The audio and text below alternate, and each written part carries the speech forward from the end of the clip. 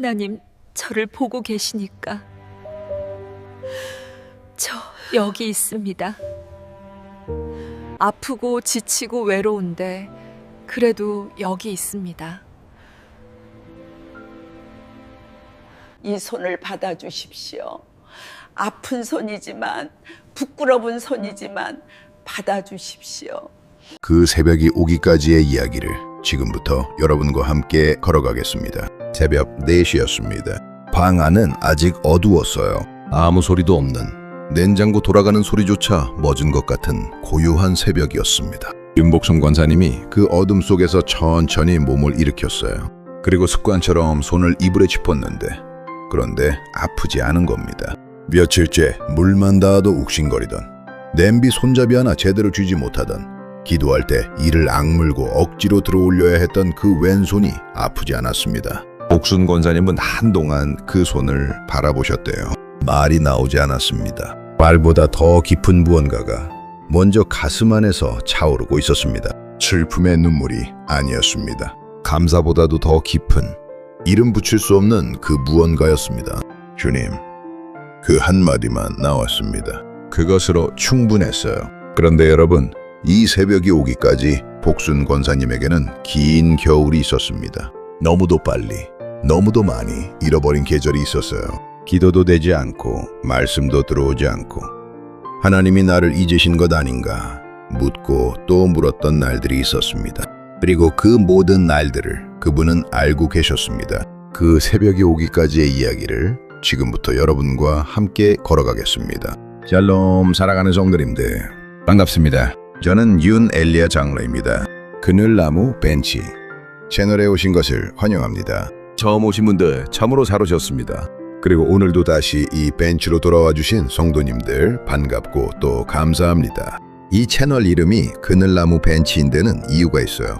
뜨거운 햇볕 아래 지쳐서 걷다가 시원한 그늘나무 아래 벤치에 잠깐 걸터 앉아 쉬어가듯 이 채널이 그런 자리가 되었으면 해서입니다. 삶에 지치고 믿음도 흔들리고 기도도 잘 안 될 때 잠깐 여기 앉아서 쉬어가시는 그런 자리요. 오늘도 잠깐 이 벤치에 걸터 앉아 쉬어가십시다. 차 한잔 준비하셨습니까? 천천히 편하게 앉아 계십시오. 오늘 이야기를 시작하기 전에 먼저 한 말씀을 여러분 앞에 펼쳐놓고 싶습니다. 마태복음 5장 4절입니다. 애통하는 자는 복이 있나니 저희가 위로를 받을 것이며, 예수님이 산상수훈에서 하신 말씀입니다. 애통하는 자가 복이 있다고 하셨어요. 참으로 역설적인 말씀이지요. 슬픔이 복이라니 세상의 눈으로는 선뜻 이해하기 어려운 말씀입니다. 그런데 50년 사역을 하면서 저는 이 말씀이 얼마나 정확한지를 수도 없이 보았습니다. 하나님은 슬픔 자체를 복으로 만드시는 것이 아니에요. 슬픔 안으로 들어오셔서 그 슬픔을 위로의 문으로 바꾸십니다. 애통이 끝이 아니라 애통이 하나님을 만나는 시작이라는 것. 이것이 오늘 이 말씀이 우리에게 주는 약속입니다. 오늘 이 말씀이 살아 움직이는 한 현장의 이야기를 여러분과 나누고 싶습니다. 이 이야기는 은혜 한 자락 그레이스 앤 실버라는 채널의 드라마에서 가져온 것인데요. 크리스천 시니어분들을 위한 드라마 전문 채널입니다. 저도 그 채널의 작품들을 볼 때마다 얼마나 마음이 울리는지 모릅니다. 오늘 제가 여러분과 나눌 이야기는 윤복순 권사님이라는 분의 이야기인데, 드라마로 보시면 또 다른 깊은 감동이 있으실 거예요. 오늘 이 영상이 끝난 뒤 꼭 한번 찾아가 보시기 바랍니다. 자, 그러면 이제 그 새벽이 오기까지의 긴 겨울로 함께 들어가 보겠습니다. 4월이었습니다. 아파트 화단의 개나리는 노랗게 터져 있었고, 담장 너머 벚나무는 분홍 꽃잎을 흩날리고 있었어요. 누가 봐도 아름다운 봄날이었습니다. 그런데 윤복순 권사님의 창문은 오전 내내 닫혀 있었습니다.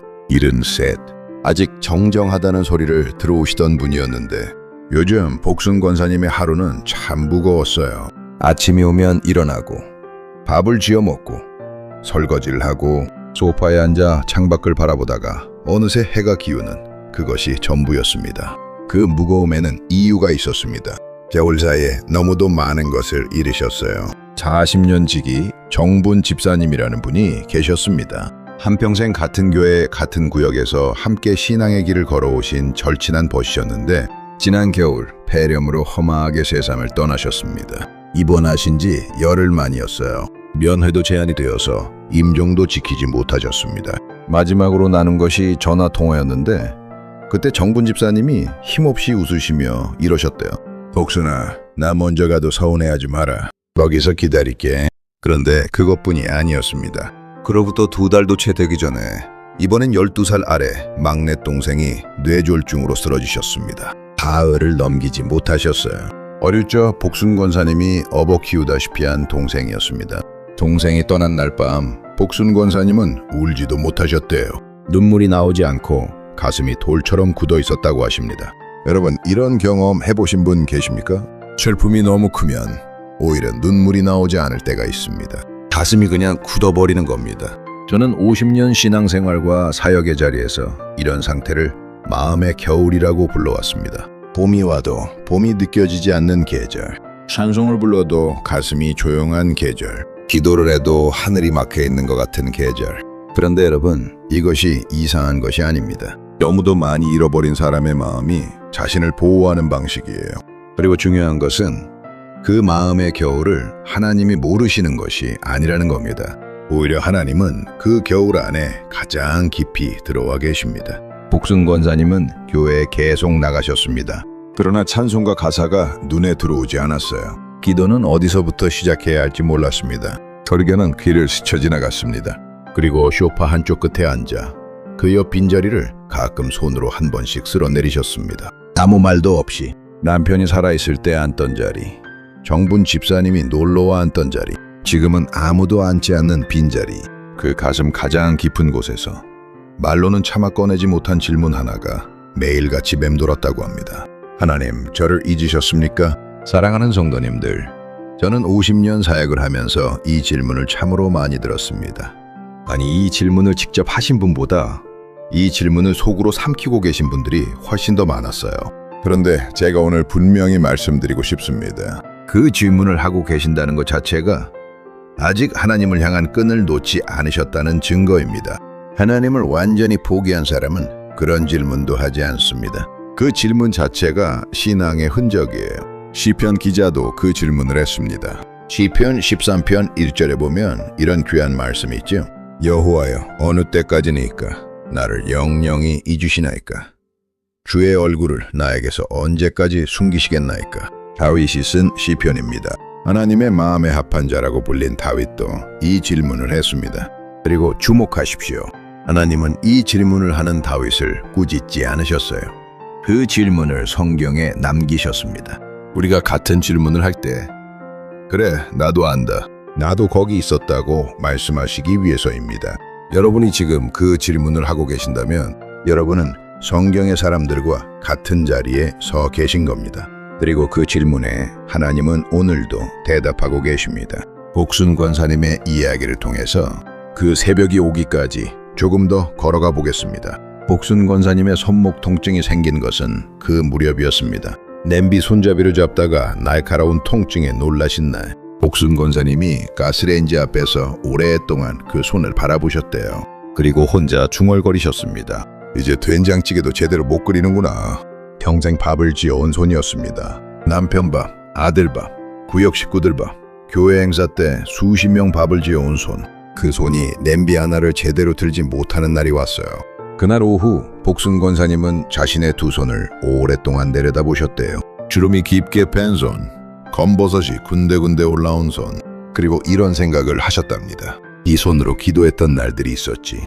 그런데 지금은 손을 모을 수가 없었어요. 아파서가 아니라 모아도 아무것도 느껴지지 않을 것 같아서.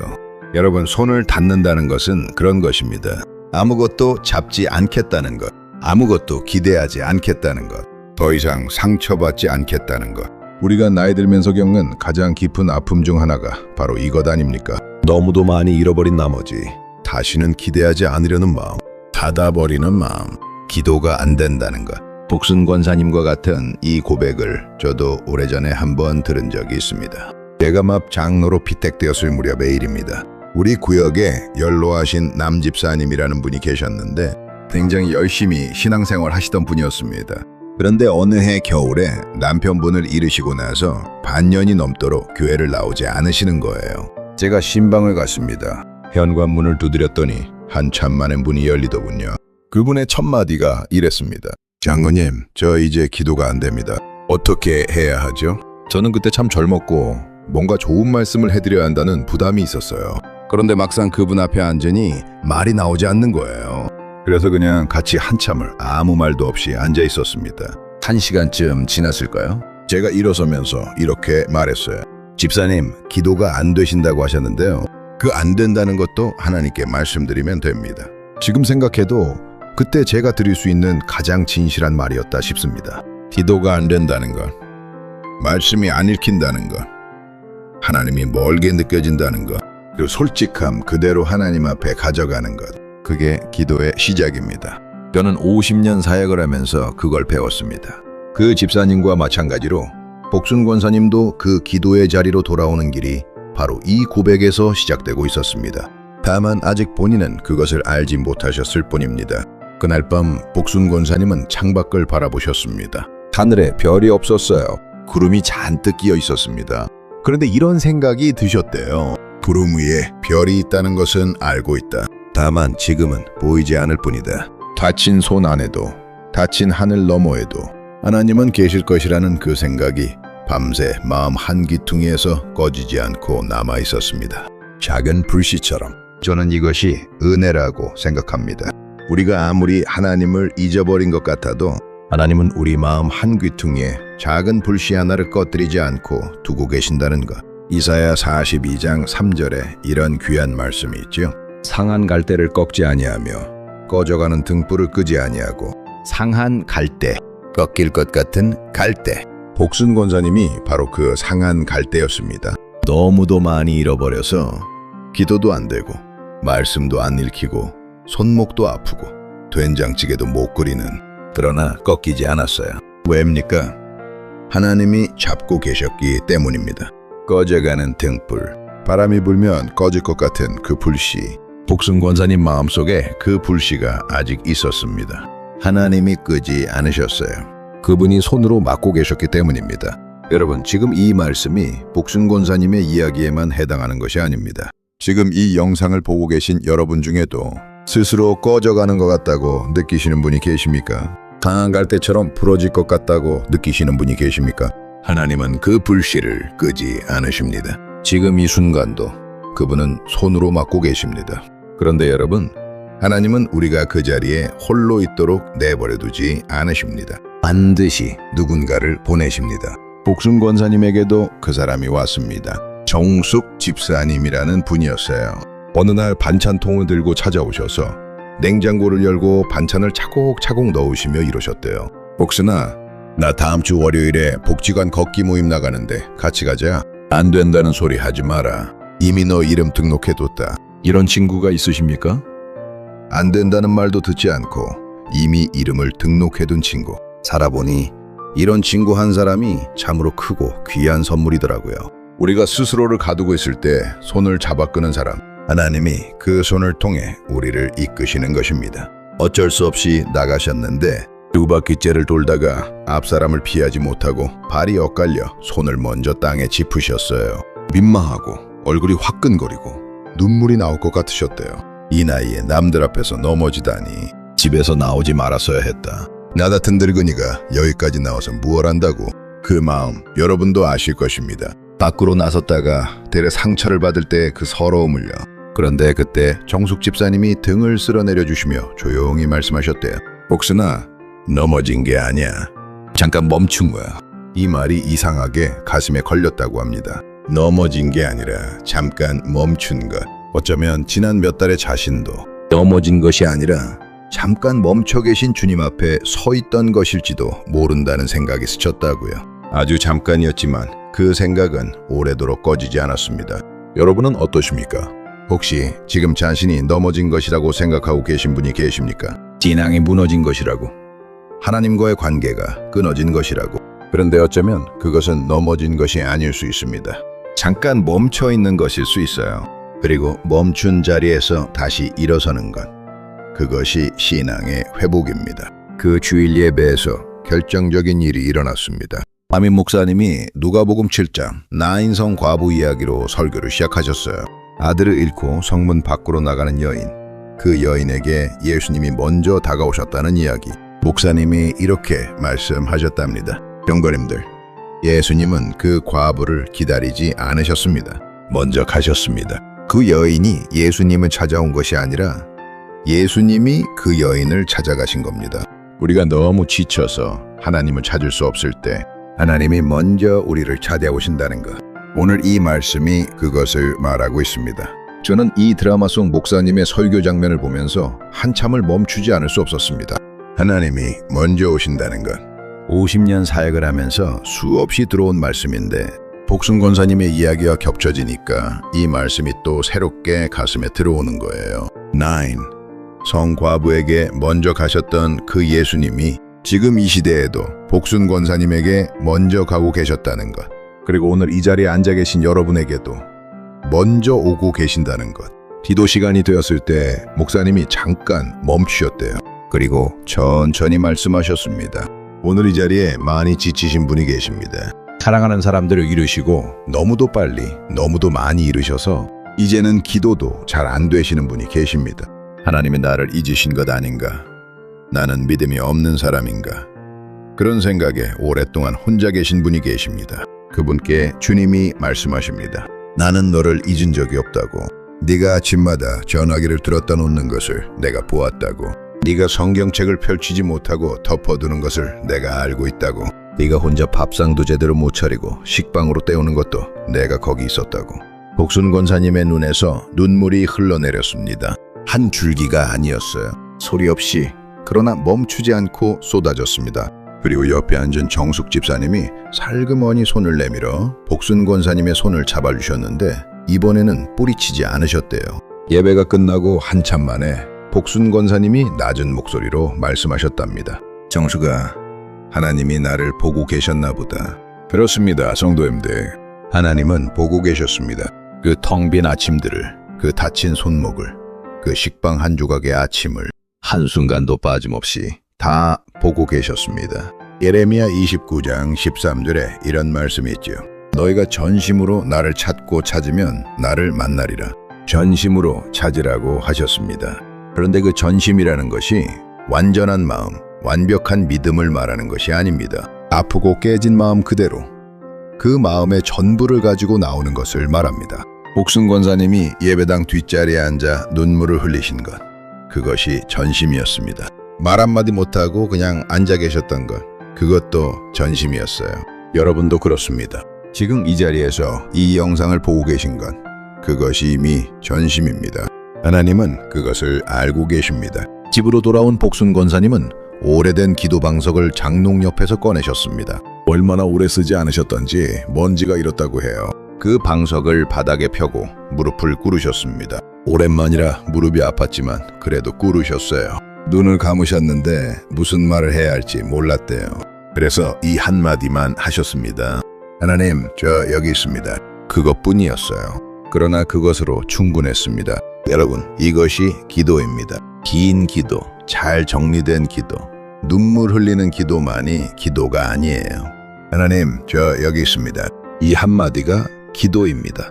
하나님은 이 한마디를 듣기 위해 그 긴 겨울 내내 기다리고 계셨던 겁니다. 그리고 두 손을 모아 하늘을 향해 들려고 하셨는데 손이 온전히 모아지지 않았어요. 왼쪽 손목이 아팠습니다. 오른손만 반듯하고 왼손은 구부러진 채 어색하게 걸려 있었습니다. 오른손은 성하고 왼손은 아팠습니다. 그 두 손을 한참 들여다보시다가 문득 이런 생각이 드셨대요. 어쩌면 하나님께서는 이 온전하지 못한 손을 원하시는 것이 아닐까. 저는 이 장면이 이 드라마 전체에서 가장 가슴 깊이 남는 장면이었습니다. 우리는 종종 완전한 믿음, 반듯한 손, 흔들리지 않는 신앙으로 하나님 앞에 나가야 한다고 생각합니다. 그런데 성경을 보면 그런 사람이 없어요. 하나같이 아프고 부서지고 부끄러운 손을 내밀었습니다. 혈루증을 앓던 여인이 예수님의 옷자락을 잡으러 군중 속을 헤치고 나아갔을 때 그 발걸음이 가벼웠겠습니까? 12해 동안 알아온 몸으로 사람들 틈을 비집고 나아가는 것이 쉬웠겠어요? 아팠을 겁니다. 두려웠을 겁니다. 부끄러웠을 겁니다. 그래도 손을 뻗었습니다. 그 손이 완전해서가 아니었어요. 예수님만이 살 길이라는 것을 알았기 때문이었습니다. 복순 권사님도 마침내 결심하셨습니다. 아픈 왼손을, 부끄러운 그 손을 먼저 들어 올리셨어요. 통증이 왔지만 내리지 않으셨습니다. 두 손이 허공에서 떨렸습니다. 아픈 왼손과 성한 오른손이 나란히 들려 있었고 눈물이 흘렀습니다. 하나님, 저를 보고 계십니까? 저 여기 있습니다. 아프고 지치고 외로운데 그래도 여기 있습니다. 이 손을 받아주십시오. 아픈 손이지만, 부끄러운 손이지만 받아주십시오. 얼마나 그렇게 계셨는지 모르겠다고 하십니다. 무릎이 저리고 손이 떨렸지만 손을 내리지 않으셨어요. 그리고 그날 밤 오랜만에 평안한 잠이 찾아왔습니다. 다음날 새벽 4시 복순 권사님이 어둠 속에서 몸을 일으키셨을 때 이불을 짚은 왼손에 통증이 없었습니다. 그런데 여러분, 저는 이 장면에서 한 가지를 꼭 말씀드리고 싶습니다. 손목이 나았다는 것, 물론 그것도 하나님의 은혜입니다. 그러나 그것이 이 이야기의 핵심이 아닙니다. 진짜 기적은 그 전날 밤에 이미 일어났어요. 닫혀있던 손이 열린 것, 몇 달 동안 모으지 못했던 두 손이 하나님 앞에 들려진 것, 기도가 끊어졌던 자리에 다시 기도가 흘러들어온 것, 그것이 진짜 기적이었습니다. 손목의 치유는 그 기적의 상징이었어요. 하나님이 말씀하시는 방식이었습니다. 내가 네 손을 받았다는 것을, 내 아픈 손을 내가 잡았다는 것을. 복순 권사님은 기도 방석을 다시 펴셨습니다. 이번엔 두 손이 쉽게, 고요하게, 단단하게 하늘을 향해 들렸어요. 그리고 시편 23편을 펼치셨는데 눈이 첫 구절에 머물렀습니다. 여호와는 나의 목자시니 내가 부족함이 없으리로다. 수백 번은 읽으셨을 구절이었는데 그날은 처음 읽는 말씀처럼 가슴에 들어왔다고 하십니다. 부족함이 없다고 하셨다. 정분 집사님이 없고 동생이 없고 남편도 없고 손목도 아프고 아침마다 혼자 밥을 차려 먹는 이 삶이 부족함이 없다고 하셨다. 그것은 아무것도 잃지 않았다는 말이 아니었습니다. 잃었어도 비어 있어도 주님이 목자이시기 때문에 부족함이 없다는 말이었어요. 잃은 것이 돌아온 게 아닙니다. 잃은 자리 안에 목자가 계신 겁니다. 그 차이가 오래된 상처 위에 봄비가 조용히 내리는 것 같았습니다. 여러분, 지금 이 말씀이 마음에 걸리는 분이 계십니까? 지금 여러분의 아픈 손은 무엇입니까? 여러분이 오랫동안 하나님 앞에 들어 올리지 못하고 있는 그 손은 무엇입니까? 잃어버린 사람일 수도 있습니다. 무너진 관계일 수도 있습니다. 오래된 상처일 수도 있습니다. 아니면 복순 권사님처럼 기도가 안 되는 그 막막함 자체일 수도 있습니다. 오늘 이 자리에서 그 아픈 손 그대로를 들어 올리십시오. 반듯하지 않아도 됩니다. 떨려도 됩니다. 하나님은 그 손을 아십니다. 그리고 기다리고 계십니다. 복순 권사님은 그 주 월요일에 스스로 복지관 걷기 모임에 나가셨습니다. 정숙 집사님이 부른 것이 아니었어요. 스스로 운동화를 꺼내 그늘 묶으셨습니다. 운동장에서 지난번에 넘어지는 빌미가 되셨던 어르신이 먼저 손을 내미시며 미안하다고 하시자 복순 권사님이 그 손을 잡으시며 웃으셨대요. 아니에요. 제가 조심을 했어야지요. 덕분에 좋은 일이 생겼습니다. 덕분에 좋은 일이 생겼다는 말이 자연스럽게 나왔다고 하십니다. 넘어진 자리가 은혜의 자리였다는 것을 이제는 진심으로 말할 수 있게 되신 겁니다. 집으로 돌아오는 길에 복순 권사님이 하늘을 올려다보시며 조용히 중얼거리셨대요. 주님, 그분은 알고 계셨습니다. 제가 묻기도 전에, 제가 손 내밀기도 전에, 아픈 손 그대로를 내밀기도 전에 그분은 이미 알고 계셨습니다. 바람이 불었습니다. 따뜻한 봄바람이었습니다. 봄이었습니다. 이번에는 참으로 봄이었어요. 사랑하는 성도님들, 오늘 우리는 복순 권사님의 긴 겨울을 함께 걸어왔습니다. 그리고 그 겨울 끝에서 오늘 이 말씀으로 다시 돌아옵니다. 애통하는 자는 복이 있나니 저희가 위로를 받을 것이며 애통이 끝이 아닙니다. 애통이 시작입니다. 그 슬픔의 자리에서 하나님이 오십니다. 먼저 오십니다. 오늘 우리가 가슴에 새길 한 문장입니다. 아픈 손이어도 괜찮습니다. 하나님은 그 손을 이미 알고 계셨고 오늘도 그 손을 기다리고 계십니다. 반듯한 믿음이 아니어도 됩니다. 흔들리지 않는 신앙이 아니어도 됩니다. 눈물이 멎지 않아도 됩니다. 기도 말문이 막혀도 됩니다. 지금 이 자리에서 이 아픈 손 그대로를 들어 올리십시오. 그분은 이미 알고 계십니다. 그분은 이미 거기 계십니다. 이사야 49장 15절과 16절에 이런 귀한 말씀이 있지요. 여인이 어찌 그 젖 먹는 자식을 잊겠으며 자기 태에서 난 아들을 긍휼히 여기지 않겠느냐. 그들은 혹시 잊을지라도 나는 너를 잊지 아니할 것이라. 내가 너를 내 손바닥에 새겼고 손바닥에 새겼다고 하셨습니다. 여러분의 이름이 지금 이 순간 하나님의 손바닥에 새겨져 있습니다. 하나님은 단 한 번도 여러분을 잊으신 적이 없습니다. 오늘 이 한 문장 꼭 기억해 주십시오. 아픈 손 그대로 드십시오. 그분은 알고 계십니다. 함께 기도하겠습니다. 하늘에 계신 우리 아버지 하나님, 오늘 이 자리에 앉아주신 성도님들을 주님 앞에 올려드립니다. 혹시 지금 이 자리에 아침마다 전화기를 들었다가 걸 곳이 없어 내려놓으시는 분이 계십니까? 정겸책을 펼치려다 덮어두시는 분이 계십니까? 혼자 밥상을 차리며 눈물을 삼키시는 분이 계십니까? 손을 모으려 해도 아파서 부끄러워서 모아지지 않는 분이 계십니까? 주님, 그분들의 손을 먼저 잡아주옵소서. 나인성 과부에게 먼저 다가가셨던 것처럼, 그 여인이 찾아오기를 기다리지 않으시고 먼저 찾아가셨던 것처럼 오늘도 먼저 가주옵소서. 그 닫힌 방문 앞에서, 그 어두운 새벽에서, 그 빈 밥상 앞에서 먼저 불러주옵소서. 상한 갈대를 꺾지 않으시는 하나님, 꺼져가는 등불을 끄지 않으시는 하나님, 오늘 이 자리에 계신 성도님들의 마음속에 그 불씨가 아직 있음을 감사드립니다. 그 불씨를 오늘 살려주옵소서. 작은 불꽃이 큰 불이 되게 하옵소서. 아프고 닫혀있던 손이 오늘 다시 펼쳐지게 하옵소서. 떨리는 손이라도, 온전하지 못한 손이라도 그 손을 주님 앞에 들어올리는 용기를 주옵소서. 그리고 그 손을 주님의 손이 먼저 잡아주옵소서. 봄이 왔어도 봄이 아닌 것 같은 계절을 보내고 계신 분들에게 오늘 참으로 봄이 찾아오는 은혜가 있게 하여 주옵소서. 그분은 알고 계십니다. 우리 주님은 알고 계십니다. 예수님의 이름으로 기도드립니다. 아멘. 성도님들, 오늘도 끝까지 이 벤치에 함께 앉아주셔서 진심으로 감사합니다. 오늘 복순 권사님의 이야기 혹시 마음에 걸리는 장면이 있으셨습니까? 댓글에 그 장면을 남겨주십시오. 아픈 손을 들었습니다. 한마디도 좋습니다.